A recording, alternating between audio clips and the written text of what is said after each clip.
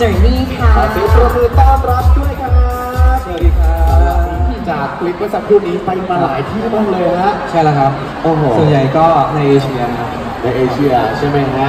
ตามแบบแรกหลายท่านบอกว่าวันนี้คือมารอเจอกับทางคุณอาร์ตเลยครับถ้าเกิดพูดถึงสถานที่ตรงนี้เนี่ยมีเป็นที่ไหนไงบ้างครับเดี๋ยวตอบคำถามทุกคนก่อน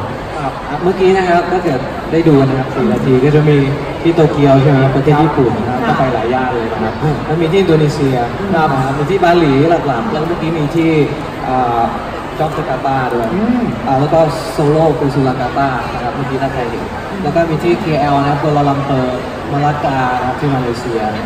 ที่เมืองไทยนี่ท่านไหนทราบบ้างไหมครับว่าเมื่อกี้เราถ่ายที่เมืองไทยจังหวัดอะไรเพิ่มอยู่มีไหมฮะใครทราบบ้างเขาเป็นจังหวัดอะไรที่อยู่ในนี้ลองเดาดูไหมคะ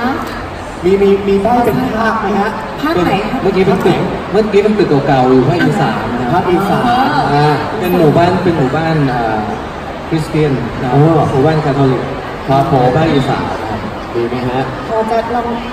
นึกออกบ้างไหมเอ่ยนึกออกไหมฮะไม่ได้ตอบยังไม่ออกไม่เป็นไรเดี๋ยวเราจะเก็บไว้เป็นคำถามเพราะว่าวันนี้ต้องบอกว่านะคะฟังข้อมูลดีๆนะเรามีเป็นของรางวัลมาแจกกันด้วยบอกว่าของรางวัลเนี่ยนะคะคุณอาร์ตถมยามาทั้งทีแล้วเราไม่แจกแบบธรรมดาอยู่แล้วจะมีเป็นที่พักโรงแรมนะคอร์ดยาร์ดบายแมริออตนะคะที่บาหลีนะคะเป็นห้องเดลักซ์การ์เด้นวิว1 คืนบาหลีด้วยบาหลีด้วยซึ่งนะคะเราต้องบอกว่าถ้าเกิดคำถามที่คุณอาร์ตถามไปเนี่ยนะท่านไหนตอบไม่ได้โดยที่เราจะนับ1 ถึง 2เท่านั้นไม่เอาถามเร็วไป1 2จับเลยถ้าตอบไม่ได้ปุ๊บนะคะพิธีกรหญิงจะได้ไปทันทีทำไมดูฮุบจังเลยฮะไม่ได้ใช่ไหมฮุบไปคุณนะนี่เดี๋ยวให้ฉะนั้นระหว่างนี้นะครับต้องดูภาพข้างหลังเราดีๆเพราะคำถามนี้จะอยู่ในวิดีโอใช่ไหมฮะอยากจะให้เล่าถึงเรื่องของความประทับใจดีกว่าในเรื่องของการท่องเที่ยวเวลาไปในแต่ละสถานที่แต่ละประเทศเนี่ยเราก็ต้องมีความประทับใจต่างๆการคุณอาร์ตมีอะไรอยากจะแชร์แล้วก็เล่าให้เราฟังไหมคะก็สวัสดีแฟนๆการบินไทยทุกท่านอีกครั้งนะครับผมอาร์ตนะครับก็ปัจจุบันเนี่ยการท่องเที่ยวมันก็เป็นชีวิตไปแล้วนะครับเป็นทั้งเรื่องงานทั้งเรื่องการพักผ่อนนะครับปกติทุกครั้งที่มีทริปเกิดขึ้นเนี่ยจะรู้สึกมีความสุขตั้งแต่ตื่นขึ้นมาเลยนะสมมติว่าวันนี้ต้องบินเช้าใช่ไหมครับเราตื่นขึ้นมาแล้วเราจะต้องไปสนามบินสุวรรณภูมิเนี่ยเราจะแฮปปี้ตลอดตื่นเต้นแล้วคือตลอดเวลาที่อยู่ในทริปเนี่ยมีความสุขมากกว่าสมมติอยู่กรุงเทพทำงานอยู่หน้าคอมเนี่ยจะแบบเราจะรู้สึกเริ่มเบื่อหน่ายไม่ค่อย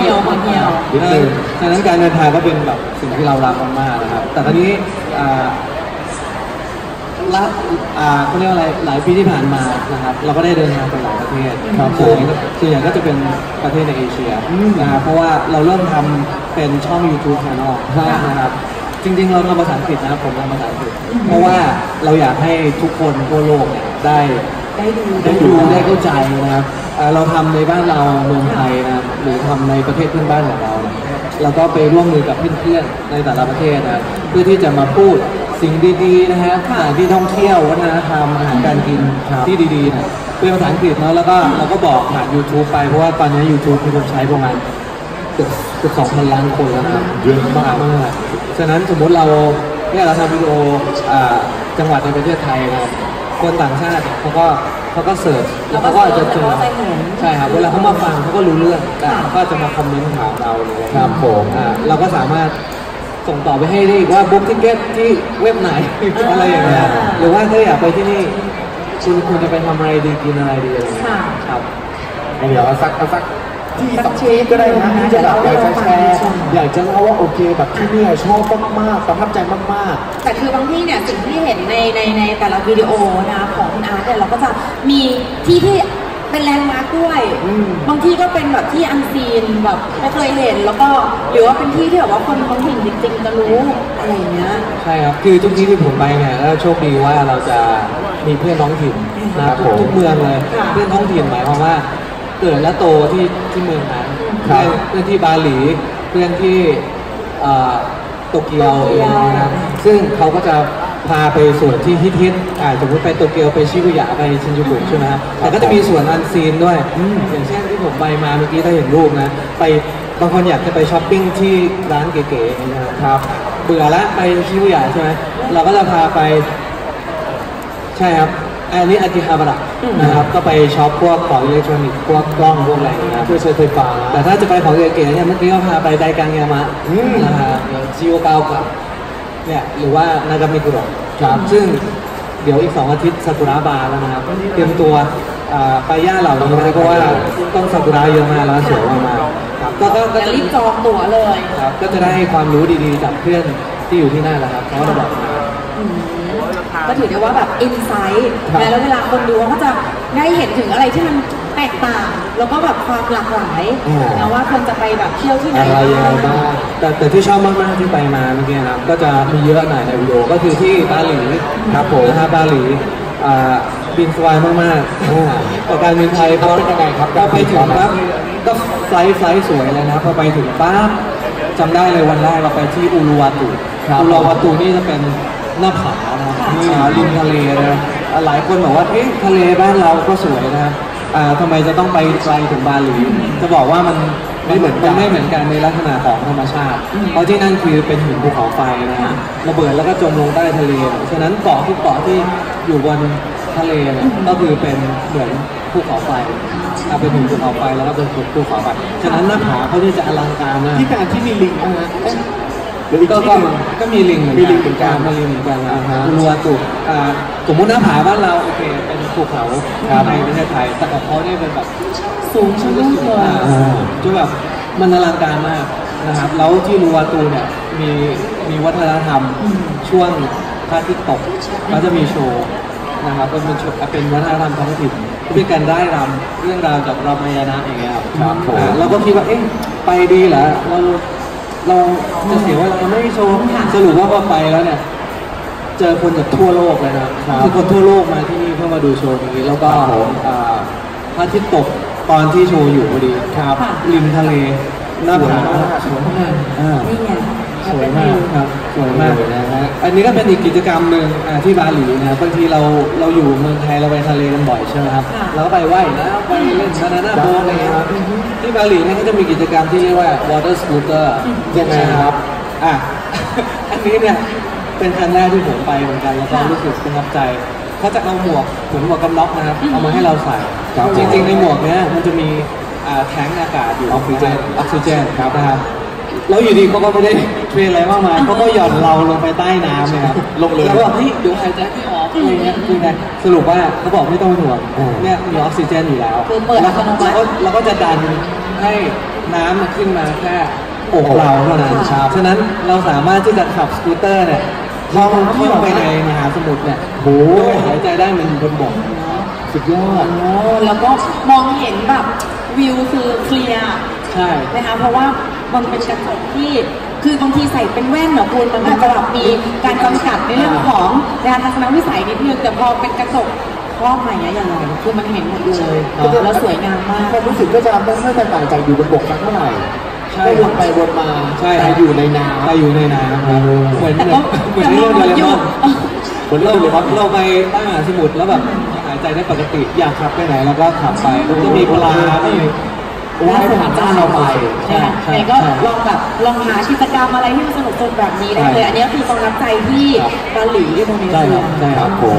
มีเยอะแยะเลยนะที่บาหลีใช่ไหมครับแต่อยากให้ไปจริงๆแต่เห็นว่าได้มีการเชิญศิลปินที่อินโดนีเซียเนี่ยมาถ่ายทำรายการในไทยด้วยตอนนี้อะไรยังไงบ้างใช่ครับเดี๋ยวเล่าเท้าความนะเกี่ยวกับอินโดนีเซียจริงๆผมเนี่ยค่อนข้างผูกพันกับประเทศอินโดนีเซียเพราะว่าหลายตอนเป็นเด็กเราเคยไปอยู่กับโฮสต์แฟมิลี่ที่จาการ์ตาครับผมเราก็เลยแบบมีทั้งเพื่อนมีทั้งครอบครัวอยู่ใช่ไหมครับแล้วผมก็เป็นนักดนตรีเราเคยแบบฟอร์มวงไปเล่นตามมิวสิกเฟสติวัลใช่ไหมครับที่จาการ์ตาเนี่ยไปหลายครั้งจนเรารู้จักคนในวงการดนตรีที่จาการ์ตาใช่ไหมปีที่แล้วเนี่ยได้มีโอกาสทำโปรเจกต์ที่จะโปรโมทเมืองเราในประเทศไทยนะครับเราก็เลยคิดว่าเราลองเชิญเพื่อนจากที่อินโดนีเซียมาเที่ยวเมืองไทยบ้างสิครับแต่เขาเคยมาแล้วกรุงเทพภูเก็ตเราไม่พาไปเราพาไปเมืองเล็กๆดีกว่าเราไปเมืองรองอันนี้ต้องขอบคุณทางการบินไทยด้วยที่สนับสนุนการเดินทางของศิลปินในอินโดนีเซียครับผมพาไปที่ไหนบ้างครับไปไหนคะก็จะเฉลยเลยแล้วกันเมื่อกี้เป็นภาพที่อยู่ในวิดีโอนะครับเลยภาคอีสานใช่ภาคอีสานนะ ไป2 จังหวัดคือสกลนครครับผมแล้วก็กาฬสินธุ์ครับ ทำไมต้องเป็น2 จังหวัดนี้ด้วย จริงๆในเมืองไทยเนี่ยมีสิ่งที่เราไม่รู้อีกเยอะมากนะ ค่ะ อันนี้บอกพี่น้องชาวไทยทุกคนเลยว่า จังหวัดที่เราคิดว่าไม่อยากจะไปนะ คิดว่าไม่มีอะไร มันมีค่ามันมีสิ่งที่ซ่อนอยู่ ค่ะ เยอะมากทั้งในเรื่องสถานที่ท่องเที่ยววัฒนธรรม ครับผม อาหารธรรมชาตินะครับไม่ไปเองไม่รู้จริงๆว่าอย่างสกลนครน่ะผมไปเจอตึกเก่าๆนะครับเขาเรียกว่าชุมชนท่าแร่นะครับก็เป็นชุมชนของชาวคริสต์ตั้งแต่สมัยโบราณมาจากเวียดนามนะครับวันนี้ตึกเนี่ยสวยมากๆเยอะแยะไปหมดเลยนะครับผมก็เลยได้ไอเดียก็เลยพาพี่อินโดนีเซียเนี่ยให้ไปซื้อผ้าครามที่สกลนครก็จะดังผ้าครามใช่ไหมครับเขาจะมีแบบร้านเยอะแยะไปหมดซื้อผ้าครามมาถ่ายรูปกับตึกเก่าๆตรงท่าแร่ แล้วตึกบางทีมันมีแบบสีแดงสีส้มสีอะไรอย่างนี้ ใช่ พอแบบสีของผ้าคราม มันตัดกัน มันคอนทราสต์กัน สวยเลย ใช่ใช่ครับหรือกาฬสินธุ์เนี่ยนะครับกาฬสินธุ์เนี่ยเวลาจะไปเราบินการบินไทยไปจังหวัดใกล้ๆนะที่กาฬสินธุ์เองยังไม่ได้มีสนามบินนะครับ แต่ว่าไม่ได้เดินทางลำบากครับ อยากให้ไป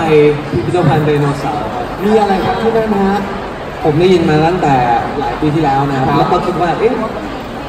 ก็งั้นครับแต่พอไปถึงเนี่ยผมบอกได้เลยว่าเป็นพิพิธภัณฑ์ไดโนเสาร์ที่ดีที่สุดในเอเชียตะวันออกเฉียงใต้นะในอาเซียนครับแต่ไปอยู่ไกลถึงกาฬสินธุ์นะครับแล้วก็เราอยากให้คนที่อยู่กรุงเทพเนี่ยหรือว่าที่จังหวัดอื่นๆนะครับลองไปดูนะที่นี่อินเตอร์มากๆนะครับ มียังไงฮะมีอะไรบ้างเลยนะ เห็นว่าคุณไปหลายที่เนี่ยหลายคน มีแต่คนแนะนำแล้วบอกว่าดีจริง พูดถึงกันเยอะอยู่ คือเป็นที่ที่เขาขุดพบกระดูกไดโนเสาร์ที่แบบเป็นไดโนเสาร์ที่ยาวประมาณ15 เมตรนะครับ 15 เมตรก็ใหญ่เหมือนกันนะ ใช่ ฮะ เจอแบบหลายตัวรู้สึกจะ7 หรือ 9 ตัว โอ้โห ครับแล้วก็ยังอยู่ที่นั่นคือเขาก็ไม่ได้ย้ายเป็นเก็บเอาไว้ อนุรักษ์เอาไว้ นั่นก็คือสาเหตุว่าทำไมเขาถึงต้องสร้างพิพิธภัณฑ์ณจุดนั้น ครับ นะ ผม แล้วก็เจอตัวเล็กๆตัวอะไรเนี่ยอีกหลายตัวเลยครับเขาเลยทำใช่ครับหลายพันเลยทำเป็นทั้งมิวเซียมพิพิธภัณฑ์ด้วยแล้วก็เป็นศูนย์วิจัยด้วยนะครับเพื่อนผมไปเนี่ยจากอินโดนีเซียไปก็ตะลึงเลยเพราะว่าห้องแลบเขานะครับก็จะเป็นกระจกใสๆเหมือนเราเดินเข้าไปในหนัง The Lost World จูราสสิกพาร์คอะไรอย่างเงี้ย เรือแบบมาเวล อะไรอย่างเงี้ยครับก็ไม่ได้เหมือนเราไปสวนสนุกทั่วไปนะที่นี่ของจริงเลยกระดูกจริงๆเลยครับ ๆ มีการวิจัยกันแบบจริงจังมีผู้เชี่ยวชาญ ใช่ครับ ที่มาระดมในเรื่องของสมองนะอยู่ที่นั่นมากมายนะครับก็ถือว่าเป็นอีกหนึ่งสถานที่แล้วน้องๆหนูๆเด็กๆเยาวชนเนี่ยควรไป ใช่ครับ แล้วก็มีอีกเรื่องหนึ่งอยากพูดนิดหนึ่งครับ มันแบบเราก็ตื้นตันอะไรอย่างเงี้ยคือที่ไร่สาเนี่ยในหลวงรัชกาลที่ 9 เสด็จประพาสเมื่อปี 2498 ครับก็ไปหลายที่ในไร่สารวมถึงกาฬสินธุ์สกลนครกาฬสินธุ์นครพนมอะไรอย่างเงี้ยครับก็ที่กาฬสินธุ์นี่มีผาหนึ่งชื่อผาสวยนะครับก็บนพื้นเนี่ยในหลวงรัชกาลที่ 9 เคยไปนั่งสู่อาหารกลางวันนะครับ ก็เลยเป็นที่มาของชื่อนี้ด้วย ใช่แล้วนะก็ 64 ปีมาแล้วนะ เราไปเมื่อปีที่แล้วเรายังรู้สึกว่า โอ้โห ศักดิ์สิทธิ์ใช่ไหมคน ก็คือธรรมชาติมันยังบริสุทธิ์อยู่มาก ๆ เลยนะ แล้วก็แล้ว 64 ปีที่แล้วมันจะเป็นยังไง สวยงามขนาดนี้ ใช่ครับ ก็เลยคิดว่าแต่ละที่ในเมืองไทยแม้กระทั่งจังหวัดเล็กๆเมืองรองเนี่ยน่าประทับใจมากๆ ถ้ามีเวลาลองไปกันนะครับ จะมีเรื่องราวต่างๆนะคะซึ่งก็ถือได้ว่าการเดินทางในทุกๆครั้งของการเดินทางเนี่ยก็จะมีความประทับใจ มีเรื่องราวมีพลังชีวิตในการที่จะทำให้เราเนี่ยกลับมาสู่โลกแห่งความจริง แล้วก็ต่อสู้ฟาดฟันนะคะกับสิ่งต่างๆพอเริ่มจะหมดไฟปุ๊บออกเดินทางมาเพื่อไปหาอินสปิเรชันไปหา motivation ให้กับชีวิต ถือว่าเป็นสิ่งที่มันเติมเต็มนะคะสำหรับการใช้ชีวิตของเราด้วย แล้วก็เกิดสำหรับเรื่องของเราไปเที่ยวเราไปเมืองนู้นเราไปเมืองนี้เรื่องของเราวนกลับมานะฮะแล้วพูดถึงเรื่องของการเดินทางนิดนึงอันนี้คือจองตั๋วอะไรยังไงบ้างฮะไปเยอะขนาดนี้ โอเค ผมก็เป็นคนดิจิตอลอยู่แล้วนะเราเป็นทำอะไรเป็น YouTube นะครับแล้วก็ทำงานเกี่ยวกับดิจิตอลมาเยอะ แน่นอนปัจจุบันเนี่ยคนใช้มือถือกันเยอะนะครับไม่ว่าจะเราเห็นรูปเพื่อนไปเที่ยวมาก็อยากไปบ้างหรือว่าจะใช้จองนะครับปัจจุบันเราก็จองตั๋วได้ ออนไลน์แล้วนะครับไม่จำเป็นต้องกลับไปบ้านแล้วเปิดคอมพิวเตอร์นะครับก็เราใช้มือถือนะครับจริงๆตอนนี้การบินไทยก็มีแอปของการบินไทยเองนะครับไทยแอร์เวย์แอปพลิเคชันก็ Apple Samsung หรือ Android iOS คือ ได้ สา หมด มารถดาวน์โหลดได้หมดเลยแล้วก็ฟรีนะคะไม่เสียค่าใช้จ่ายด้วย ครับคือผมเนี่ยดาวน์โหลดมานานแล้วคือผมเนี่ยเป็นสมาชิก Royal Gift Plus นะครับเป็นคนชอบสะสมไมล์มาตั้งแต่ไหนแต่ไรแล้วเวลาเราล็อกอินเข้าไปมันก็จะเหมือนเราล็อกอินอยู่ตลอดเวลานะครับเราเปิดขึ้นมาเราก็จะเช็คไมล์ตลอดวันนี้เรามีไมล์เท่าไหร่ครับเพราะว่าคือผมจะใช้จ่ายบัตรเครดิตต่างๆนะครับแล้วก็โอนไปที่ ROP ด้วยก็คือไปสมทบกับไอ้ที่บินจริงเพื่อว่าเราจะได้บินได้เร็วขึ้นครับผมนะครับวันนี้ก็มีหลากหลายบัตรเครดิตมาให้เลือกสรรโปรโมชั่นเทียบเลย โอ้ดีครับ0%แคชแบ็กวอลเชอร์มากมายเลยใช่ครับแล้วก็บางคนบอกว่าเฮ้ยเดี๋ยวต้องบินกี่รอบถึงจะแลกตั๋วได้นะจริงๆผมแนะนำเลยว่าใช้บัตรเครดิตบัตรนู้นบัตรนี้นะครับโปรโมชั่นที่เราต้องการนะครับแล้วก็พอได้เป็นไมล์ของการบินไทยอะไรโอนเข้ามาเลยเราสามารถโอนแล้วไปญี่ปุ่นได้แล้วนะสะสมไปเรื่อยๆนะคะหรือว่าเหลือนิดนึง15,000 ไมล์เนี่ยเราบินในประเทศที่ไหนก็ได้เลย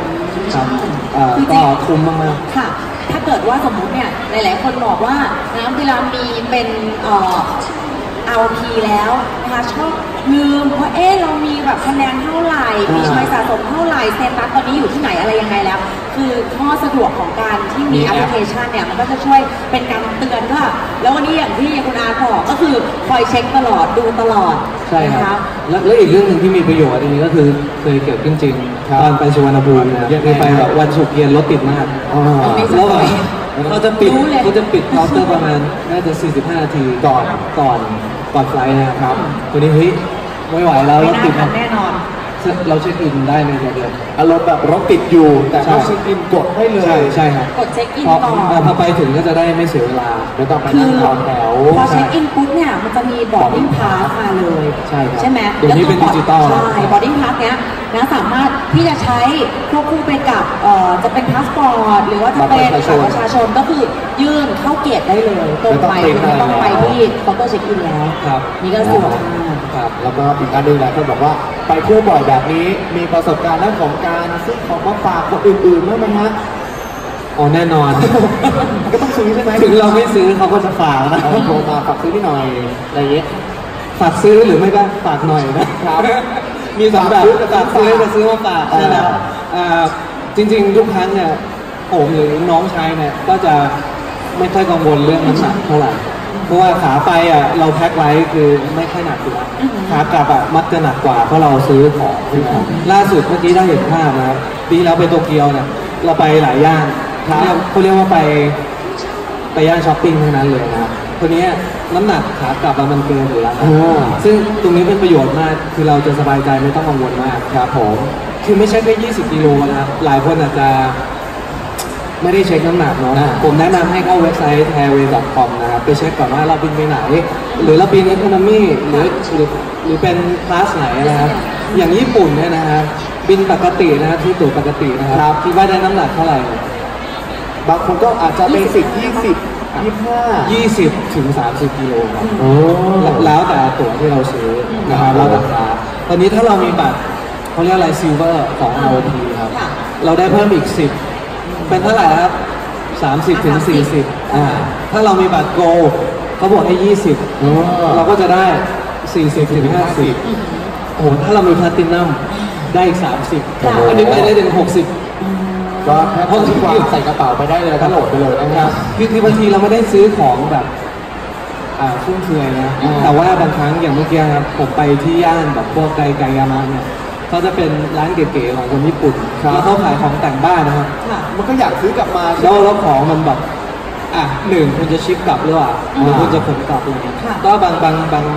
งตัวเราก็เอามากลับได้เลยครับก็ถือได้ว่าเป็นอีกหนึ่งความพิเศษนะคะของลูกค้าที่เป็นสมาชิกนะคะของ Royal Gift Plus นะคะก็ยังไงเนี่ยใครที่สนใจนะมีอยู่แล้ว ดีมากๆถ้าไม่มีเนี่ยก็ภายในงานก็คือสมัครได้ด้วยเช่นเดียวกันนะคะสำหรับเคาน์เตอร์ของ ROP หรือว่า Royal Club Plus นะคะก็จะอยู่ที่โซนของ Fashion Gallery นะคะเดินไปทางนี้นะก็จะเลยข้ามกับตัวของไปเรื่อยไปนิดเดียวนะจะมีทั้ง Royal Club Plus มี Royal Club Holiday นะครอบครัวหลวงแล้วก็มีไทยช็อปนะอยู่ด้านหลังด้วยทริปหน้าคุณอาคะมีแพลนว่าจะไปไหนอีกบ้างเหรือว่าแฟนๆแล้วพวกเราจะได้ไปดูคลิปสวยๆกันนะครับใกล้ๆเนี่ยนะครับผมก็ยังอยากไปในอาเซียนอยู่นะครับครับปีนี้ฝากคนไทยทุกคนด้วยเราเป็นประธานอาเซียนเนาะปีนี้ก็เป็นเจ้าบ้านที่ดีแล้วก็ลองไปเที่ยวในอาเซียนดูนะครับผมตอนนี้อาเซียนเนี่ยผมก็กำลังคุยกับเพื่อนที่มะนิลาที่ฟิลิปปินส์ก็จะไปที่มะนิลาแล้วก็เมืองอื่นด้วยในฟิลิปปินส์ครับแล้วก็ประเทศหนึ่งที่ไปบ่อยมากแต่ยังไม่ได้ไปถ่ายรายการนะครับก็คือที่สิงคโปร์สิงคโปร์หลายคนแบบโอ้โหไปมาแล้วหลายที่แล้วอย่างเงี้ยนะแต่สิงคโปร์ก็มีจุดน่าสนใจที่ไฮไลท์หลายที่เดี๋ยวเราต้องให้เพื่อนสิงคโปร์มาเล่าสิว่าตรงนู้นตรงนี้ประวัติศาสตร์ที่เรามองข้ามไปหรือว่าสถานที่บางที่อะไรก็น่าสนใจเหมือนกันอันนี้ก็เป็นส่วนในอาเซียนครับนอกอาเซียนเนี่ยในเอเชียอย่างไต้หวันญี่ปุ่นเนี่ยก็น่าจะมีไปนะครับแล้วก็ปีนี้นี่กำลังดูโปรเจกต์เกี่ยวกับการโปรโมทเส้นทางของการบินไทยปีนี้น่าจะเฉลิมฉลองนะครับกรุงเทพซูริกนะครับก็สามารถใช้สวิตเซอร์แลนด์ด้วยนะครับก็เป็นอีกหนึ่งประเทศที่มีความสัมพันธ์กับเมืองไทยมายาวนานนะครับสวิตเซอร์แลนด์แล้วก็เป็นประเทศในฝันของหลายๆท่านวันนี้เมื่อกี้แอบดูว่าหลายคนเข้ามาจองโปรที่เป็นสวิสใช่ไหมครับแล้วบินตรงด้วยไปซูริกนะแล้วซูริกไปเมืองอื่นๆเช่นลูเซิร์นไปอินเตอร์ลาเกนหรือไปโลซานนะครับคือขับรถไปชั่วโมง2 ชั่วโมงขับรถก็ได้รถไฟก็ได้ก็มีแล้วเดินทางสะดวกมากนะครับสวิตเซอร์แลนด์นี่ตั้งแต่เหนือจดใต้หรือตะวันตกไปตะวันออกเนี่ยไม่ไกลเลยนะไม่ไกลจากกันมันไม่ต้องนั่งไนท์เทรนนะรู้สึกจะไม่ค่อยมีคือมันระยะทางไม่ไกลฉะนั้นเที่ยวง่ายนะครับก็บินไปลงซูริกนะครับก็เป็นอีกหนึ่งโปรเจกต์ที่กำลังวางแผนอยู่ยังไงก็ไปติดตามนะคะที่ช่อง YouTube นะคะของคุณอาร์ตได้เลยสำหรับอาร์ตถุงยานะคะเจอร์นี่ด้วยยังไงเนี่ยวันนี้นะก็ถือได้ว่ามีแบบแหล่งท่องเที่ยวอะไรที่น่าสนใจมากมายเลยนะคะที่การมาเล่าให้เราฟังกันก็อยากให้ทุกคนเนี่ยไปเที่ยวกันนะคะแล้วก็นำเอาในเรื่องของเทคโนโลยีแอปพลิเคชันอะไรต่างๆเนี่ยไปใช้ในการเดินทางก็จะช่วยนะคะเป็นการวางแผนการเดินทางด้วยแล้วก็จะทำให้การเดินทางเนี่ยสะดวกรวดเร็วสบายมากขึ้นแล้วก็ไปกด subscribe ที่ช่อง Channel ได้ใช่กด subscribe มีกดกระดิ่งด้วยไหมคะกดกระดิ่งด้วยกดกระดิ่งด้วยได้ขึ้นมาก็จะมีวิดีโอใหม่ทุกสัปดาห์โอเคครับในช่วงนี้อย่างที่บอกไปว่าเราจะมีการแจกของรางวัลนะครับพี่กวางท่านรางวัลเป็นอะไรนะครับอันนี้รางวัลนั้นที่บอกนะคะฟังกันดีๆจะเป็นที่พักโรงแรมพอร์ตยาร์ดบายแมริออตประเทศที่นะคะบาหลีนะคะอินโดนีเซียนะคะจะเป็นห้อง The Last Garden View 1 คืนนะคะเอาละนะเราจะแจกรางวัลดีมากๆเลยรางวัลดีนะที่ประเทศอินโดนีเซียงั้นถามแล้วกันรางวัลดีแต่ขอแบบไม่ต้องยากเอาที่แบบทุกคนน่าจะตอบ1 รางวัลใช่ไหมครับ1 รางวัลเดี๋ยวเตรียมตัวนะครับทุกท่านนะครับเดี๋ยวเราให้ยกมือก่อนนะครับแล้วแบบชี้แล้วก็อย่าเพิ่งตอบรางวัลนะครับเอามือลงก่อนนะครับฟังคำถามให้จบก่อนรอเรานับก่อนนับ1 ถึง 1เดี๋ยวให้คุณอาร์ตถามคำถามจบปุ๊บให้สัญญาณนะคะแล้วค่อยยกมือโอเคครับคำถามถามว่า